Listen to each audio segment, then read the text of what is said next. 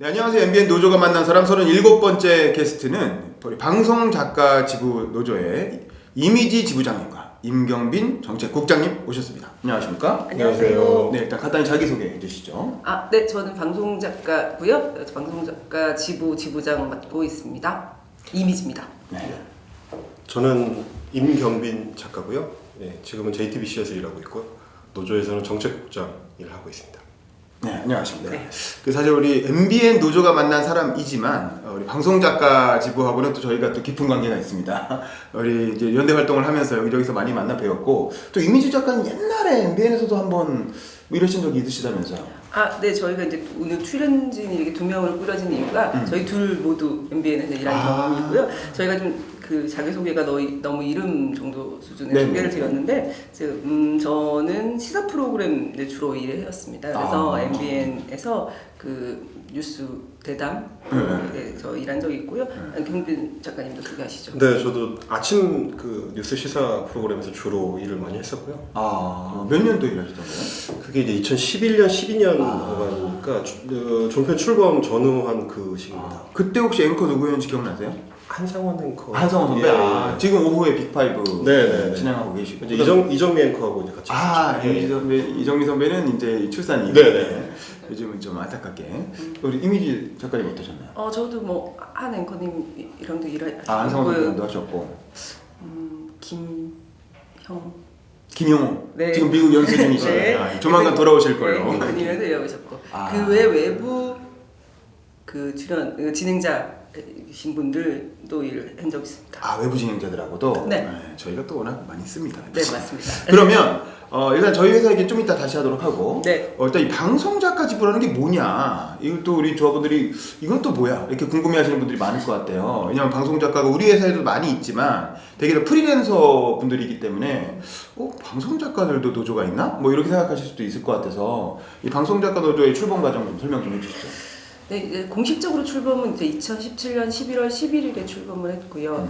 근데 이제 이 노조 방송 작가들의 노조 그 만드는 움직임은 그 전부터 있어 왔습니다.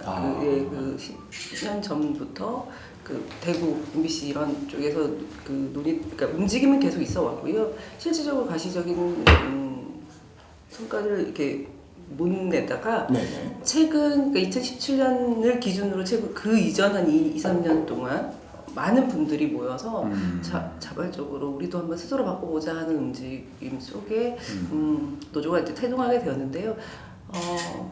예를 들면 전국에 산지한 많은 방송작가들이 모여서 노조를 한다는 건 기적과 같은 일이다라고 노조를 조금 아시는 분들, 노동 전문가분들께서 말씀해 주신 정도로 막 포항에서 대전에서 비행기 타고 KTX 타고 다 자비로 그렇게 모여서 이 출범 준비를 해왔고, 심지어 어떤 작가님은 노조 출범 때까지 일하지 않겠다, 나 노조 출범에 전념하겠다 이렇게 스스로 결의하시고 애써주신 작가님들도 여러 계셨었다.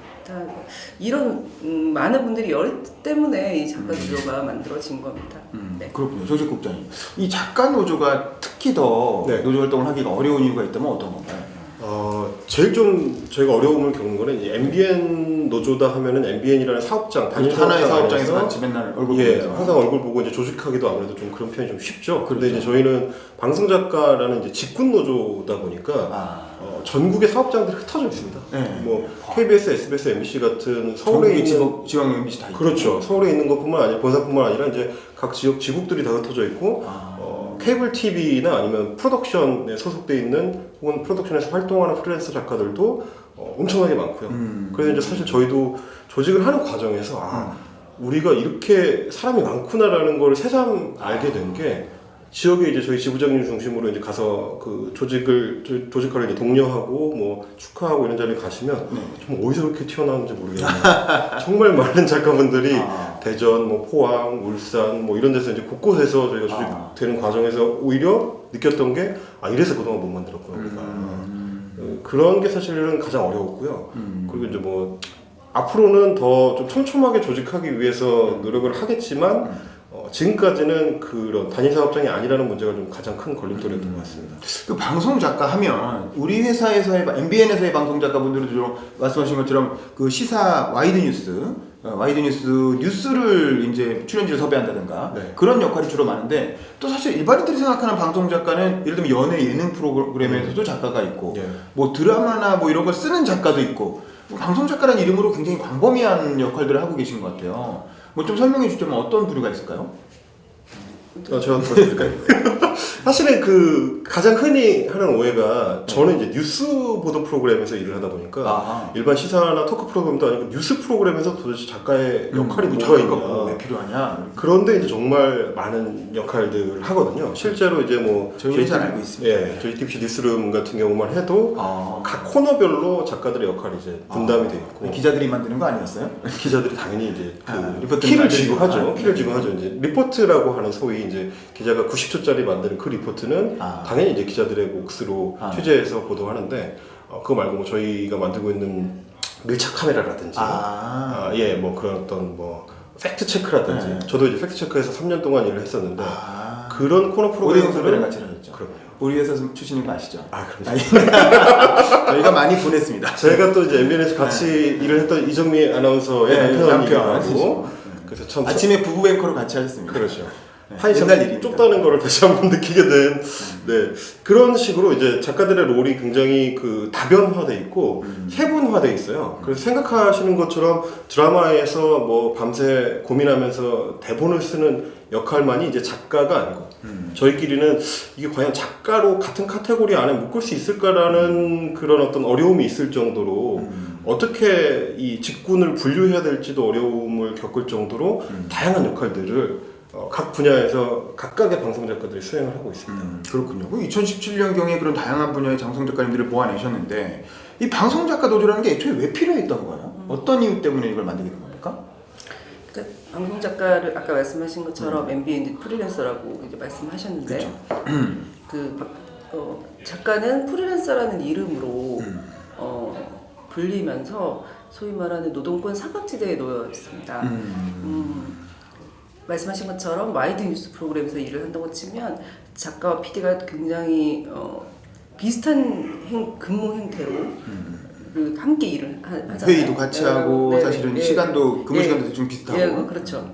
출퇴근도 일정하고. 네, 그리고 심지어 작업 공간도 뭐 유사한 형태에서 유사한 업무로 일을 하는데 그런데 작가만 프리랜서인 거죠.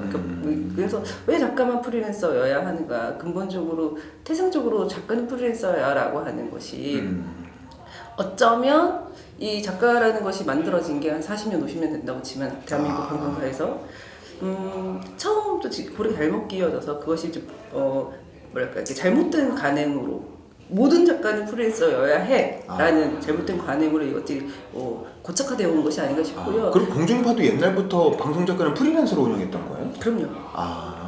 금융 형태가 원래 나빠진 게 아니라 옛날부터 그랬군요.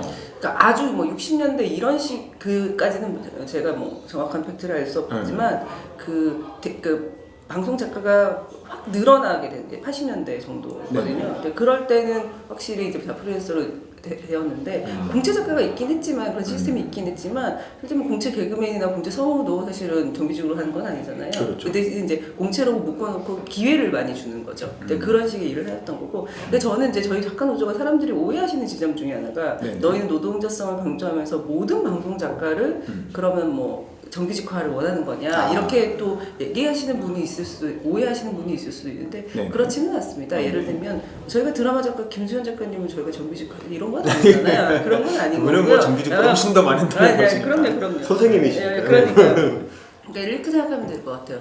전현무 아나운서가 KBS 공채 아나운서지만 정규직이었지만 본인이 스스로 자발적으로 프리랜서를 선택했거든요. 그렇죠.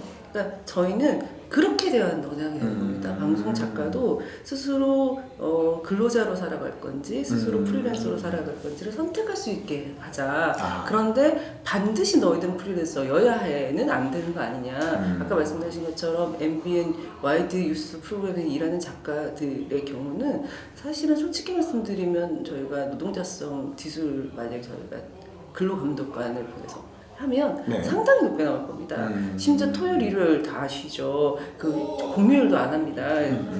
심지어 MBN은 동의하실지 모르겠지만 공휴일에 와이드 작가들이 일하면 네. 심지어 1.2배를 주기도 합니다. 일종의 추가 수당이죠. 추가 수당도 주기도 합니다. 이거 사실은 좀 이따 보면 나오겠지만 예. MBN만이 있는 아주 특별한 거기도 합니다. 아, 사실은. 네네. 그러니까 대단히 높은데 근데 그런 작가들을 왜 프리랜서라고 부르며 그 분들의 소위 말하는 헌법에 보장된 노동권을 왜 박탈해야 하는가. 저희는 이 문제를 얘기하는 거고 아까 말씀드렸던 것처럼 스스로 프리랜서 작가로 활동하고 싶은 분들은 그렇게 활동하면 되고요. 그리고 그런 분들은 노조에 가입하면 안 되냐, 노조 활동하면 안 되냐. 그렇지 않습니다. 이병헌 유재석도 노동조합의 조합원입니다. 그러니까 여기 또 다시 제가 말 끝으로 말씀드리겠지만 어쨌든 프리랜서 정규직 근로자 어떻게 됐든 간에 저희 많은 방송 작가님들이 그것을 선택할 수 있게 되는 세상을 저희가 지향하고 있다. 알겠습니다. 프리랜서로 살지 네네. 정규직으로 살지를 작가들이 스스로 선택할 수 있어야 된다. 지금처럼 선택이 아니라 그냥 누구나 다 방송 작가라는 직업을 하려면 다 프리랜서가 돼야 돼. 이런 식으로 되는 건 부당하다. 뭐 이런 얘기신 거죠? 그 업무로를 조금 더 설명드리면 저희 MBN 노조 그 동지들이 좀 더 이해하기가 좀 쉬우실 것 같은데 MBN 같은 경우는 이제 시사 토크 프로그램이다 보니까 이제 작가들의 업무롤이 섭외하고 그에 따른 이제 질문 제작성이 그렇죠. 주로 치중이 되어 있는데요. 네. 다른 방송국이나 이제 저 같은 경우는 거의 일종의 이제 취재 작가 취재도 같이 한다. 그런 식으로 이제 명명되기도 하는데 뭐 아이템 발제를 같이 하고 저도 이제 발제문을 쓰거든요. 발제 메모를 기자들이 쓰듯이 똑같이 발제 메모를 쓰고 아이템을 발굴해서 발제 메모를 쓰고 그게 통과가 되면 취재를 하는 거죠. 논문을 검색해서 그 내용 중에서 어떤 부분을 사용할지를 뽑아내거나 혹은 뭐 교수나 이런 분들을 사전 취재를 해서 녹취를 따로 해가지고 이 부분은 녹취를 썼으면 좋겠다 해서 이제 건의를 해서 집어넣거나 이런 업무롤들을 전반적으로 보면 우리랑 너무 비슷한 거 아니냐? 라는 얘기를 하시는 기자분들도 있어요. 그러니까 이게 단순화되지 않는 특징들이 다 있어서 제가 봤을 때는 이런 롤들은 정규직이 아니더라도 노동자성을 좀 명확하게 해줄 필요가 있는 것 같다. 아니면 이제 김수현 선생님이나 이런 드라마 작가들 같은 경우는 또 전혀 다른 직군이니까 이제 그건 또 별도의 분류가 필요할 것 같고 그런 데에 노동자성을 얻어내고 그걸 보장하기 위해서 저희 노조가 있다. 이렇게 보시면 될 것 같습니다. 그러니까 예를 들면 보도국을 그러니까 JTBC 보도국을 생각했을 때 네. 정규직 그 기자 외에 다른 많은 그 정규직 기자와 유사한 업무를 하는 그 많은 일을 방송 작가가 하고 있는데 그 방송 작가를 프리랜서라는 이름을 쓰고 있습니다. 근데 그건 생각해 보면 어떻게 그 뭐랄까 노동 인건비를 줄이기 위한 편법처럼 느껴지기도 하거든요. 그러니까 예를 들면 임경빈 작가를 임경빈 기자로 바꿨을 때 만약 그러니까 그 용어가 무엇이든 가네요. 그 직군이 프리랜서와 정규직 혹은 뭐 계약직 근로자 어떻든 간에 바꿨을 때 사실은 별반 차이가 없거든요. 하는 일의 유사성을 생각했을 때. 그러면 우리는 그래서 기자시켜달라는 건 아니고요. 네. 그 임경빈 작가가 받아야 되는 노동권의 보장은 좀 보장해달라 이런 얘기입니다. 네. 알겠습니다. 지금까지 뭐 방송 작가 노조의 또 출범 과정과 또 취지에 대해서 좀 들어봤고요. 이 방송 작가란 직업에 대해서 조금 알아볼게요. 어떻습니까? 이 방송 작가 직업을 뭐 원해서 택한 사람도 있고 어쩌다 하게 된 사람도 있고 뭐 그럴 텐데 이 직업으로서의 장단점을 좀 꼽는다면 어떤 게 있을까요, 국장님? 저는 사실 이제 제가 처음에 소위 막내 작가로 이제 그 방송 일을 시작할 때 그때 이제 저희 메인 작가셨는데 그때 MBN에서 같이 처음 만났어요. 그때는 이제 BBS FM이라고 이제 불교 방송의 불교 라디오 방송에서 처음에 시작을 했었는데 이제 그때부터도 그 선배들이 하시던 이야기 중에 하나가 여러 일을 할 수 있다라는 장점을 꼽으시는 분들이 많았어요. 그러니까 이제 워낙에 프리랜서다 보니까 시간 활용을 어떻게 하느냐에 따라서 조금 자유롭고. MBN에서 이제 오전 프로그램을 하고 오후에는 뭐 다른 프로그램을 한다든지 아니면 이제 주중 프로그램을 하고 주말에는 뭐 별도로 좀 할 수 있는 프로그램을 한다든지 그래서 이제 좀 더 페이를 좀 불릴 수 있다. 이게 이제 선배들이 많이 하시던 말씀이었는데 그건 당연히 장점이기도 하지만 동시에 심각한 단점이기도 하거든요. 그러니까 일을 2개 할 수 있다는 얘기는 사실은 한 개의 일거리가 페이가 충분치 않다. 대접이 충분치 않다. 그러니까 어쩔 수 없이 일을 늘린다. 그러니까 우리가 마치 밤에 대리운전을 부업으로 하듯이 원해서 하는 건 아니거든요. 이제 그런 어떤 장단점이 좀 겹치는 부분들이 좀 있는 것 같습니다. 투잡, 쓰리잡을 할 수 있지만 그만큼 네. 하나하나의 처우는 낮다. 네. 뭐 이런 단점이 있는 거죠. 여기서 좀 더 보충하면 저도 이제 그런 고민을 많이 하는데 예를 들면 저도 이제 임경빈 국장님한테 제가 아까 말씀하신 것처럼 우리 직업은 그런 직업이라고 제가 말했는지 모르겠는데 선배는 아니고 제가 돌이켜보면 무슨 생각이 드냐면 제가 이제 투잡, 쓰리잡을 하고 제 페이는 예를 들면 100만 원짜리 두 개에서 200만 원 받는 작가가 되었을 수는 있는데 내가 이 100만 원을 110만 원으로 올리고 150만 원으로 올리고 이 일이 100만 원짜리 일이 아닙니다라는 것을 부당하다며 싸우는 노력을 제가 그 노력을 하지 않고 또 다른 100만 원짜리 일을 찾으려는 노력을 했던 것 같아요. 그래서 제가 이제 그런 그거를 요즘에서 제가 느끼는데 그래서 제가 이게 투잡, 쓰리잡이 참 매력입니다라고 할 것이 아니라 그 하나의 본질의 일에 이거는 이렇게 하면 너무 부당한 거다, 노동 착취다, 이것이 100만 원이 아니라 어느 일정 부분 올리는 그런 노력들을 함께 바꿔내는 그런 일을 해야 할 때가 지금 온 거 아닌가. 그래서 제가 지금 투잡하지 않고 노조하고 있습니다. 알겠습니다. 이를테면 그런 것 같아요. MBN 기자 직군의 그 페이가 월급이 오르지 않는 거죠, 더 이상. 네네. 5년차 기자는 딱 그만큼에서 멈춰 있는 상태가 되다 보니까 MBN 기자들 그럼 자구책으로 주말에는 뭐 ITV에서 일한다든지 이런 식이 되는 거죠. 사실 저희도 옛날에 그런 알바 좀 했습니다. 종편 되기 전에는 네. MC 라디오인데 MBN 기자가 연결하고 있고 그렇죠. 뭐 이런 일이 종종 있었어요. 근데 이제 요즘 종편되고 나서는 이제 그런 걸 못하게 하는데 전에 처우가 약할 때는 맞아요. 그냥 이제 묵인한 거죠. 네.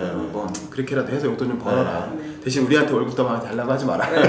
뭐 그랬던 게 같은 아닌가. 상황입니다. 지금 생각하면. 네. 그 제가 예전에 아까 그 작은 종교방송 얘기하셨는데 그런 곳이 이제 어떤 일이 발생하냐면 돈을 올려달라 그러면 프로그램 하나 더 줍니다. 그게 같은 지역, 방송국내에서. 그러니까 지역 방송에서도 그런 일들이 이제 일어나는데 그 하나의 프로그램에 고려를 올리지 않고 일 하나 더 줄게. 그러면 일을 더 해. 예, 그러면 조금 더 해서 그 웬만큼의 밥벌이가 되게 만들어주는데 생각해 보면 그것이 앞에 것의 정당한 고려 인상이 그렇죠. 아니라 일 하나 더 줄게가 되는 그런. 그래서 실질적으로 어떤 종교방송에 세개 하시는 작가님이니까 그 방송국 안에 제가 봤는데 그 세 개 하는 이유가 세 개 해야 다른 방송국이 하나 돈이 받으니까. 그러니까 그 방송국이 그런 식을 하시는 거죠. 그러니까 아주 어려운 큰 거 하나, 중간 거 하나, 아주 작은 거 하나 이렇게 세 개 패키지를 묶어서 너 이렇게 해 이렇게. 그 방송이 설마 MBN은 아닌 건가요? 아닙니다. 다행이다. 왠지 그랬을 것 같기도 한데. 아닙니다. MBN은 뭐 말하기가 좀 있겠지만 그 정도로 열악한 곳은 아니었어요. 방송작가 입장에서는. 네. 그러면은 그럼 두 분은 지금 그 지부장님은 방송작가 연차가 어떻게 몇 년 정도? 저한 17, 18년 정도 되는 것 같아요. 우리 그 국장님 어떠세요? 저는 올해 이제 12년 차 됩니다. 저도 한 그 정도 되는 것 같은데요. 반갑습니다. 그럼 어떤가요? 이게 방송작가로서 결국에는 이제 출연진을 많이 섭외를 하시고 그 섭외와 이제 지문이 작성 이게 주된 업무시고 또 앵커와의 상성이나 뭐 이런 것도 굉장히 중요할 것 같은데 그 섭외했던 출연진 중에 기억에 남는 사람 참 이 사람 섭외는 참 어려웠는데 그 의미가 있었다라던가 뭐 재밌었다라던가 그런 게 있으면 한 번씩 좀 소개해 주시죠. 사실은 출연진은 뭐 너무 많고요. 너무 한데 저는 이게 그 질문을 받고 생각났던 게 사실은 많은 분들이 모르실 수도 있는데 작가들이 출연진뿐만 아니라 진행자도 섭외를 합니다. 처음부터. 네, 그런 아이디어도 내고 예를 들면 새로 프로그램을 세울 때 이제 그 프로그램의 진행자가 대단히 중요하잖아요. 그렇죠. 그래서 사실은 가장 먼저 컨셉부터 잡을 때부터 작가들의 아이디어로 컨셉이 나오고 그래서 이런 컨셉으로 할 땐 이런 진행자가 좋습니다. 이제 이런 아이디어를 내고 하는데 그때 제가 이제 이때까지 방송을 하면서 가장 기억에 남는 출연진 섭외를 얘기했을 때 섭외라고 얘기했을 때 저는 제가 김어준 뉴스공장에 김어준 씨를 섭외한 게 제 방송 플로그래피 중에 가장 큰 섭외가 아니었나. 김어준을 뉴스공장에 꽂으신 분입니까? 근데 제가 이 얘기를 왜 여기서 하느냐 MBN과 관련이 있어서. 그래요? 어떻게 제가 MBN 일을 제안을 받고 MBN 신규 프로그램 제안을 받고 MBN 신규 프로그램의 진행자를 만나러 갔는데 그 진행자의 매니저로 김어준 씨가 나오셨어요. MBN 프로그램의 진행자는 아니었습니다, 김어준 씨가. 근데 김어준 씨가 제가 이제 만들고자 했던 프로그램 진행자 매니저 역할로 나와서 뭐 지금은 상상할 수 없는 일인데 대충 몇 년도인가요? 대략 그게 2017 2017년 5월입니다. 얼마 안 됐네요. 아닙니다. 남의 매니저 역할 잠깐만요. 하실 분이 아닌데. 2017 저희 뉴스공장 전이니까. 2017년 초? 아니죠. 2016년인가? 16년 2016년? 정권 교체기. 그쵸. 그러니까 죄송합니다. 2016년 5월입니다. 2016년 5월에 저희가 만났고 4개월 뒤에 9월에 유수공장이 시작됐는데요. 제가 만났을 때 근데 그분이 그 어목한 지난 정부 시절이어서 방송 하나도 못 하고 있을 때니까요. 어이구 죄송합니다. 그래서 그때 제가 이렇게 얘기를 했죠. 다른 사람 매니저 할 게 아니라 본인 방송 한번 해보고 싶지 않으세요? 했더니 네가 시켜줄 거야? 그랬더니 제가 시켜드릴 수는 없지만 방송할 의사가 있다는 걸 방송사에 가서 말을 할게요 라고 말을 해서 TBS에서 유수공장이 시작되었죠. 왜냐하면 TBS는 좀 그런 정권의 눈치에서 자유로웠던 방송. 그 당시 서울시가 네. 주로 주관을 했기 때문에 박원순 시장 그리고 지금도 그렇지만 어쨌든 그때도 그렇기 때문에 그 당시에는 소위 망명지라고 불렸죠. 네. 정치적 망명지. 방송인들의 망명지. 네, 그래서 제가 TBS에 쭉 달려가서 김호준 씨가 라디오 진행할 의사가 있다고 합니다. 잡읍시다. 그래서 잡고 4개월 준비해서 9월에 이제 시작이 되었죠. 그래서 뉴스공장이라는 강력한 경쟁자를 만들어냈군요. 우리 경쟁자가 맞을까요? 아침 프로 입장에서는 뭐 경쟁. 네. 그렇군요. 어때 임 작가님 어떠신가요? 저는 이제 그 선배님처럼 이제 그 진행자보다 제가 라디오를 하면서 저의 처지하고 겹치는 그 출연자들을 섭외할 때가 사실 저는 가장 오래 기억에 남는데 이를테면 이제 재능교육 그 노조가 네, 있었죠. 고공농성을 뭐 1000일 넘게 하고 굉장히 오래 이제 싸움을 했는데 그분들이 소위 이제 특수고용 노동자거든요. 특수고용이라고 하죠. 특고라고 하는데 실제로는 자영업이 아닌데 고용 상태인데도 불구하고 분류상 그 자영업자가 되는 바람에 노조를 처음에 만들지도 못했고 그에 따라서 노동권 보호를 받지도 못했고 이제 그런 과정들을 그 오랜 싸움 중간중간 이제 라디오들은 계속 추적을 하니까요.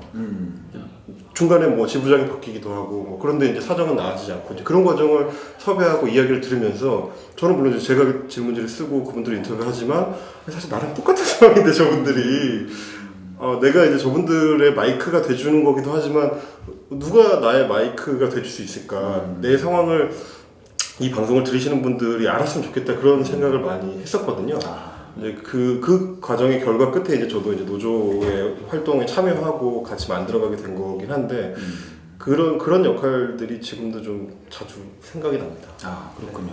그러면 출연자는 그렇고 진행자 중에서 가장 기억에 남는 물론 그 김호준 씨는 출연자이면서 진행자이기도 했는데 보세요. 여기는 손석희, 여기는 김호준, 여기 대한민국 최고의 진행자들이랑 같이 일을 하셨던 분이라 저희가 또 꼽기가 어려울 거는 그분을 꼽기는 약간 좀 조심스러워서. 네네네. 워낙 뭐 그분들은 출연자니까요.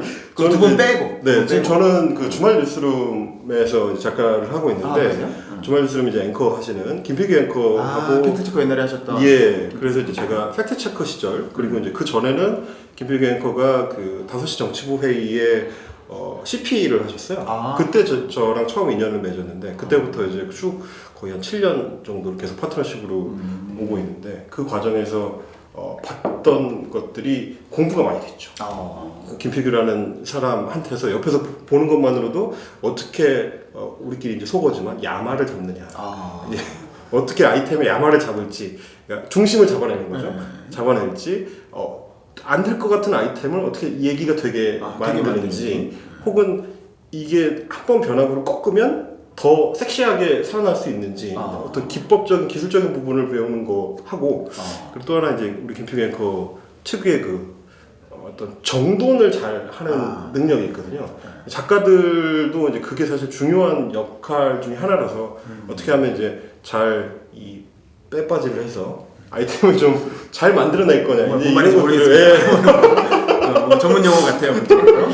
그렇게 좀 같이 좀 배우면서 도우면서 이렇게 해오는 과정이 있었어서 이런 진행자하고 일하면 정말 좋구나, 행운이구나 그런 거를 많이 배웠습니다. 네, 김필규 앵커 얘기하셨고 또 선배, 부장님 어떠신가요? 부장님 어떠세요? 네, 뭐 저도 그 좋은 진행자들이랑 일하고 그 그래서 그 뭐랄까 자꾸로서 말씀하신 것처럼 많이 배우는 것들 한 프로그램 한 프로그램들이 제가 그 진행자의 덕으로 많이 이렇게 성장했다는 것들을 느낄 수 있는 진행자들과 일을 했었거든요. 근데 제가 주로 이제 정치 시사 많이 해왔는데 정치 평론가 중에 예를 들면 제가 이철희 현 의원님이 이제 정치 평론가 활동하실 때 그분이 이제 진행하실 때 제가 일을 했는데, 근데 그 제가 이제 일을 하면 이제 그분이 갖고 있는 정치적 식견들을 이제 그 방송에서도 배우고 그 방송 준비하는 과정, 방송 그렇죠. 끝나고도 이제 얘기를 들을 수 있는 거죠. 예를 들면 정부 진단이나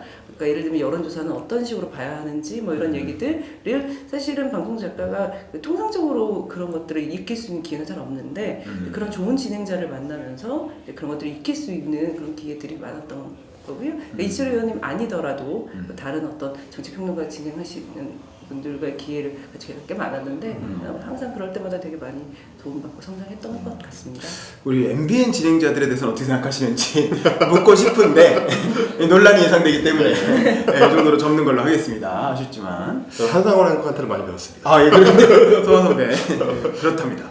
자, 그러면 우리 MBN에 있는 방송 작가 그분들은 이제 방송 작가 노조에 많이 가입을 아직 안 하셨죠? 네. 어떤가요? 아까 뭐 처우는 조금 타봉송수해 보면 나쁘지 않다고도 하셨는데 우리 MBN 방송 작가들은 지금 처우라든가 지금 현재 현황이 어떤지 설명 좀 해주시죠. 제가 그 질문을 받았을 때 딱 떠오르는 단어가 네네. 딱 MBN스럽다 생각했어요. 그러니까 작가들의 왜? 처우가 딱 MBN스럽다. 아, 그래요? 많지도 않고 적지도 않는. 네. 네. 그러니까 그래서 이것을 딱 표현할 때 MBN스럽다고 느꼈어요. 예를 들면 아마 MBN 직원들은 다 알 거예요, 무슨 네. 그러니까 정말 많지도 적지도 않은 MBN스러운 정도의 수준이에요. 그러니까 너무 적어서 막 큰 불만이 나오지도 않지만 약간 모자란 듯 그런 느낌이에요. 아쉽다 정도의 그 정도의 그러니까 페이는 그런 정도였다고 생각되고, 또 하나 인상적이었던 게 아까 말씀드린 것처럼 주말에는 1.2 정도를 주려고 한다. 그러니까 그 정도의 그러니까 비즈니스 기업이구나 여기는. 그렇죠. 언론사의 성격보다 비즈니스, 그래서 이렇게 기업적 성격 더 강해서 저희 매일경제 신문에서 시작된 회사라 통상적인 기업적 성격이 더 강해서 그래서 예를 들면 주말에 일을 할 때 1.2 정도는 지급해야 된다는 정도의 그 정서가 있고, 그다음에 또 가장 인상적이었던 건 MBN이 일하러 가면 계약서를 쓰게 하는데, 그러니까 제가 통상적으로 한 17년, 18년 일하면서 그 방송사에 갔을 때 계약서를 쓰게 하는 최초의 방송사였어요. 제가 경험한 것이. 사실은 구절구절 조항조항 내용은 사실 방송 작가에게 그다지 큰 도움이 되는 계약서는 아니고 소위 말하는 사측에 이익되는, 그래서 그냥 사인을 강요하는 분위기인 거죠. 너 일하려면 이거 사인해야 돼. 근데 너 다 권리 없어 나중에 소송 걸지 마. 그래서 그 사인하게 하는 계약서이긴 하나 적어도 제가 느낌은 이런 정도의 일을 할 때 계약서를 가지고 와서 사측 두 장을 갖고 오게서 사인하게 하고, 그다음에 이게 내 사인을 두 장 놓고 가운데에서 하게 하는 정도의 어떤 이 느낌은 저는 상당히 되게 좋게 받았어요. 공식적이라는 느낌을 주는 거죠. 그럼요. 네, 그렇습니다. 저희 이제 방송 작가들 사이에서는 MBN 출신이라는 그래요? MBN 출신은 뭐랄까요, 이제 기본이 좀 보장된다는 느낌이 있는데 기본기를 좀 기본 능력을 말하자면 빡세게 훈련받는 장소로서 MBN 작가들이 많이 꼽히긴 하거든요. 이제 그거는 사실 그 회사의 분위기하고도 좀 연관이 있는데 굉장히 좀 성과에 신경을 많이 쓰죠, MBN이. 그래서 시청률을 뭐 분단위로 따질 정도로 굉장히 꼼꼼하게 따지는 편이고, 그러다 보니까 이제 작가들의 경쟁 의식도 굉장히 강하고요. 그리고 이제 다른 방송국에서 제가 일하면서 좀 비교를 해본 측면으로는 사내에서도 사내 경쟁도 굉장히 팀끼리의 또 팀끼리의 시청률 경쟁도 있고 그렇습니다. 그래서 누구를 섭외했느냐에 따라서 소위 작가실 안에서 작가들끼리 싸움이 나기도 하고. 내가 섭외했는데 네가 왜 또 들어와? 그런 식으로 이제 굉장히 경쟁이 강하게 붙는 분위기다 보니까 특히 이제 뭐 소위 막내 작가나 서브 작가들은 그런 환경 안에서 좀 거칠 게 크죠. 이제 그래서 좀 단련이 좀 되고 그래서 그런 환경에서 소위 굴르다가 오니까 다른 좀 온건한 환경에 가면 좀 튀어 보여요. 아. MBN 작가들. 그래서 이제 훈련을 잘 받았다라는 인상을 많이 받게 되는데 그게 당연히 장점이기도 하지만 동시에 단점이기도 한 여러 의미를 갖고 있는 거죠. 이제 뭐 이제 경제지에서 출범하셨으니까 아시겠지만 소위 이제 기업 내에서도 네. 엘모 기업 출신이다 하면 네. 아 그래 쟤는 뭐 버티는 건 잘하겠네. 이제 이런 거 LG 아닌가요?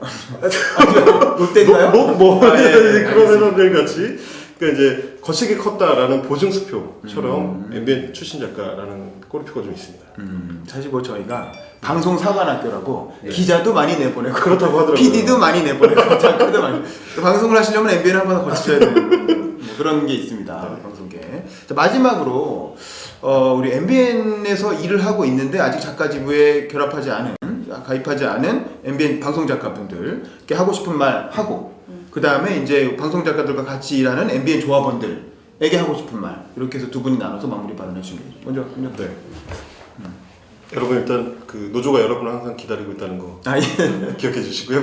그 방송 작가들이 사실은 각자 도생으로 상징되는 직업인데 실제로 저희가 노조 활동을 하다 보니까 연대하고 같이 움직여야 할 일들이 뭐 도처에 있더라고요. 그래서 여러분들이 많이 와주셔야 그만큼 노조가 힘이 더 강해지고 그만큼 여러분이 부당한 대우를 받았을 때 혹은 여러분이 도움이 필요할 때 저희들이 더 많이 도와드릴 수가 있거든요. 그래서 같이 고민하고 같이 싸우고 또 같이 수확할 수 있는 그런 계기를 여러분이 혼자가 아니라는 걸 확인할 수 있는 계기를 노조에서 찾으셨으면 좋겠습니다. MBN 그 작가분들도 작가 노조 많이 가입해 주세요.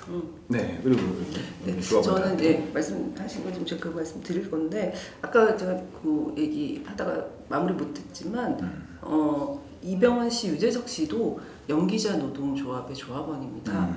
그 여러분이 아시는 대단 많은 그 유명하신 나이 많으신 연예인분들은 다 연기자 노조에 가입되어 있으십니다. 이순재 선생님도 가입되어 계십니다.